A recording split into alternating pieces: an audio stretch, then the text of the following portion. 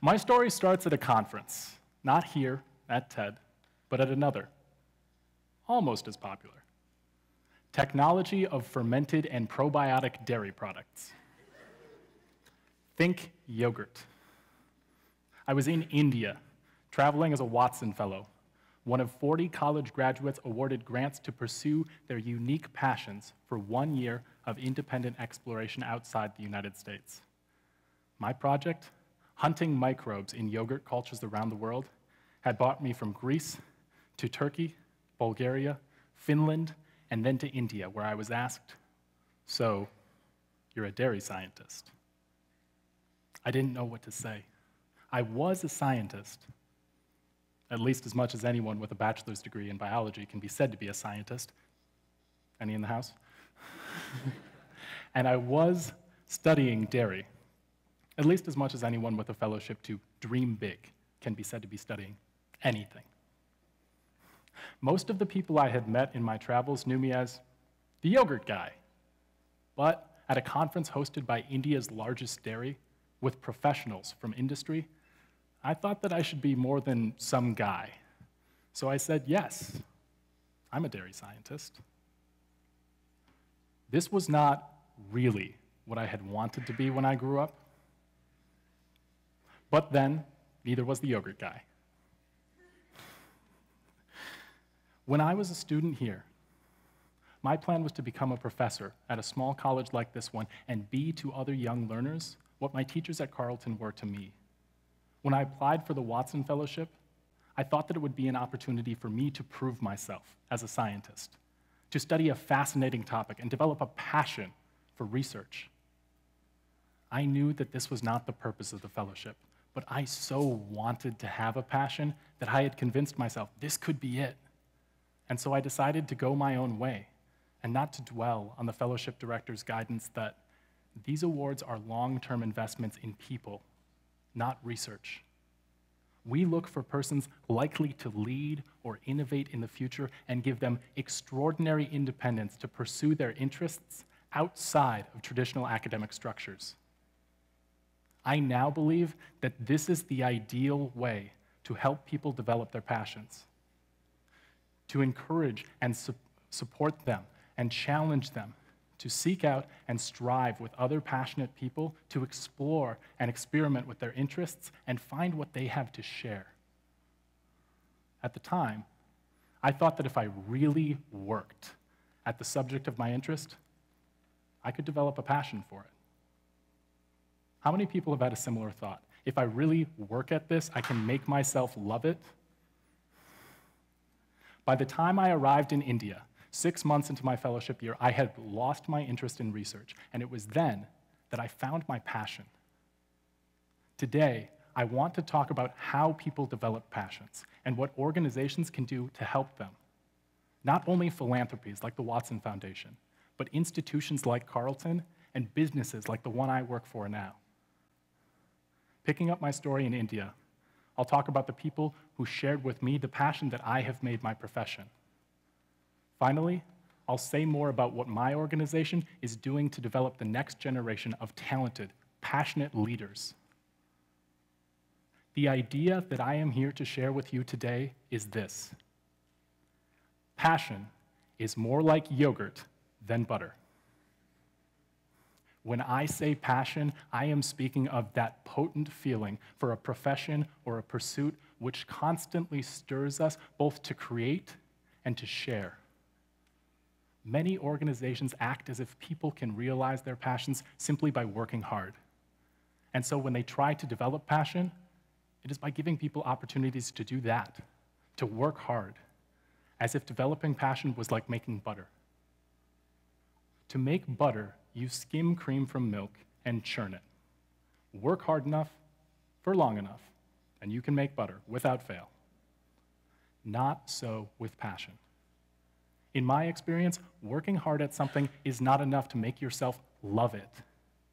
I tried to do so with research, to work hard enough at it that I would love being a scientist and could communicate this passion as a professor. It didn't work. I believe that developing passion is more like making yogurt. To make yogurt, you boil milk add some yogurt, keep it warm, and wait. Yogurt is unlike butter in that it makes more of itself from what is called a starter culture. Some yogurt from yesterday started today's. Some from today will start tomorrow's. With time and warmth, culture makes yogurt. Passion is rarely, if ever, truly found, fully formed. Like yogurt, it develops with time. A positive sense of self promotes this growth, and this internal warmth is encouraged by a supportive, challenging environment. The final, essential ingredient is culture, a person's passion that, when shared, inspires others. Think of a person you know to have a passion, and think now if that person had a mentor, a teacher, a coach, a parent, an idol, or a hero who was passionate and who, knowingly or not, shared that passion with the person of whom you are thinking. The passion that I have made my profession was shared with me halfway around the world by people who thought I was a dairy scientist. The conference I attended was hosted by Amul, one of the largest dairies in India and a farmer-owned cooperative. Amul was founded as the Gujarati Cooperative Milk Marketing Federation in Anand, Gujarat, the home state of Mahatma Gandhi, 1 year before India won independence. Amul achieved prominence through its members' struggle to free India from dependence on foreign imports. This white revolution made the country the largest producer of milk in the world and made dairy farming the economic mainstay of rural India. The revolution was accomplished by the efforts of the cooperative's member owners, with leaderships from Dr. Verghese Kurian, Amul's general manager. In his memoir, I Too Had a Dream, Dr. Kurian credits Tribhuvandas Patel, the founder and chairman of Amul, with starting both his career and his passion by convincing him to join the cooperative. As Kurian wrote, Tribhuvandas was an extraordinary man. He brought out the best in me with his inspiration and direction and convinced me that there was special satisfaction in working as an employee of India's backbone, the farmers. Tribhuvandas was not a manager or a farmer himself. He had little to teach the educated, entrepreneurial young Kurian, but by his example, by sharing his passion, he instilled this culture in Kurian and the cooperative. Amul, the organization these men helped grow from a local producers union to an institution of national pride, today sustains this same culture of passion that they shared. After the conference, I had the opportunity to visit Amul's corporate office, where as a foreign dairy scientist, I met with employees and member owners at many levels of the organization. I came away sharing the same passion for the cooperative model that Tribhuvandas shared with Kurian. Kurian, whose primary interests were metallurgy and nuclear physics, studied dairy science as a condition of a scholarship from the Indian government. True story. He didn't want to be a dairy scientist when he grew up either. Stationed at the government's research creamery in Anand, he petitioned the government repeatedly to resign his post. Yet when the government finally accepted, Tribhuvandas changed his life forever by convincing him to join the new cooperative and work for the good of the farmers and the nation. As Kurian later wrote, I opted to remain an employee of farmers all my life, not because I could not get a job in the city of Bombay or any other city anywhere else. I did it because I realized I had a job which gave me the greatest pleasure, the greatest satisfaction. Kurian's passion inspired me to rethink my own professional plan. Without his example, I doubt I would have ever searched for work with a cooperative or found that one of the largest in the United States is based here in Minnesota, not far from where I grew up. Founded as the Minnesota Cooperative Creameries Association, Land O'Lakes is a farmer-owned cooperative of 10,000 employees serving more than 300,000 direct and indirect members. When I applied for a position as a management trainee with Land O'Lakes, I was certain that I wanted to work for this cooperative, and unlike Korean, I needed no convincing when an offer was made.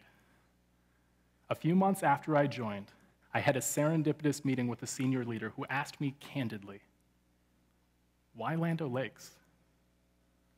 I explained how I had become a passionate advocate of the cooperative model and why working for an organization that I believe in and making this passion my profession was important enough to me that my application to Land O'Lakes was the only one I wrote. Soon after this meeting, I was asked to join Land O'Lakes' Talent Acceleration Program, a 2-year leadership development curriculum that provides recent college graduates cross-functional business experience. At the first meeting for the new members of the program, we were told, "You're not going to be good at everything, and you're not going to like everything either. We will not pull you out of the program before the end of the full 2 years, so you have time to find what you do well and what makes you happy.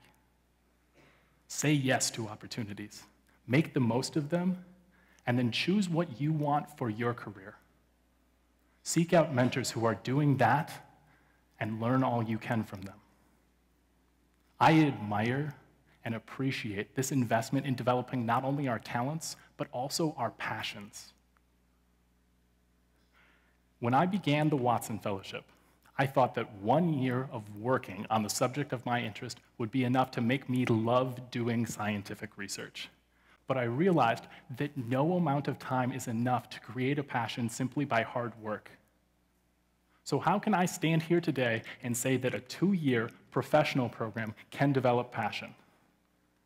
Because passion is more like yogurt than butter. I believe that this program, like the Watson Fellowship, provides a supportive, challenging environment for people to share the passions of mentors who can inspire them as Korean inspired me. 2 years in such an environment may not be enough for every person, but it is a good start. The purpose of the Watson Fellowship is to develop the next generation of leaders, not for its own organization, but for the country and for the world. Land O'Lakes' Talent Acceleration Program is an example of how businesses can develop passion and why it is in their interest to do so. Employee satisfaction surveys consistently rank opportunity for professional development above compensation, and failure of organizations to develop their employees' passions is listed as a top reason why talented employees quit.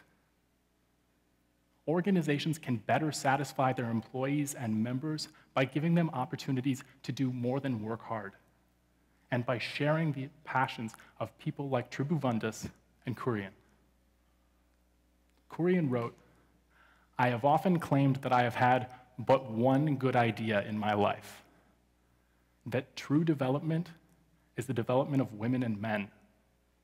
This idea took such a hold of me that I remained in this small, sleepy town of Anand for over 50 years as an employee of farmers."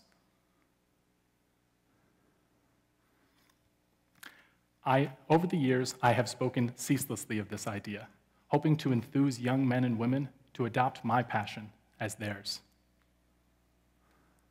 I read and reread this quote from Korean many times as I traveled, and have many times since.